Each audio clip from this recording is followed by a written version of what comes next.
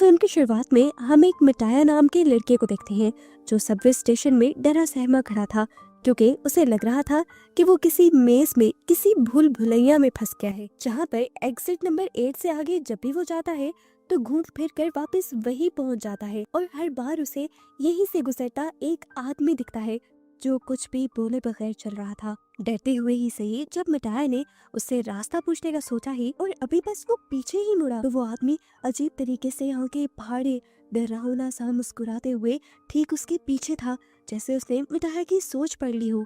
मिटाया तो उससे ऐसा डरा कि उसने कुछ भी ना पूछा और आगे भाग गया। फिर उसकी नजर एक बोर्ड पर पड़ी जिस पर लिखा था एग्जिट 0, लेकिन ऊपर लगे हुए बोर्ड पर एग्जिट 8 लिखा था।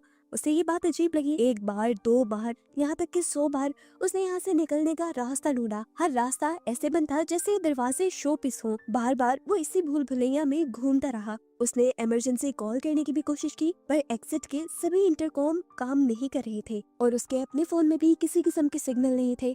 अब वो उकता गया, वहीं खड़ा हो गया। उसने दीवार पर लगी एक पिक्चर को गौर से देखा जहाँ अजीब से लूप में चूंटियां फंसी हुई थी और बिल्कुल उसी की तरह मंजिल ढूंढने की कोशिश कर रही थी, लेकिन ना उस लूप की मंजिल थी और ना ही मिटाया को मंजिल मिल रही थी। इस पिक्चर और ख्याल ने मिटाया को ये कंफर्म कर दिया कि वो ऐसे ही एक लूप में फंस गया है और अब कभी बाहर नहीं निकल सकेगा। अभी वो यही सब सोच ही रहा था कि अजीबोगरीब तरीके से ऊपर एग्जिट 8 वाले बोर्ड में से खून निकलकर उसके मुंह पर गिरना शुरू हो गया। वो इतना ज्यादा डर गया कि आगे भागने के बजाय उसने पीछे की तरफ भागना शुरू कर दिया और यहाँ शॉकिंगली उसे एक बहुत बड़ा चेंज देखने को मिला। पहले जिस बोर्ड पर एग्जिट 0 लिखा हुआ था, अब उस बोर्ड पर एग्जिट 1 लिखा था, लेकिन बाकी सारी यहाँ की चीजें सेम थी। इसी बोर्ड पर कुछ हिंट्स भी लिखे हुए थे जिसमें से एक था कि गौर करो, अगर कुछ भी पहले से बदला हुआ दिखे या अब नॉर्मल दिखे तो फौरन पीछे की तरफ भाग जाना और अगर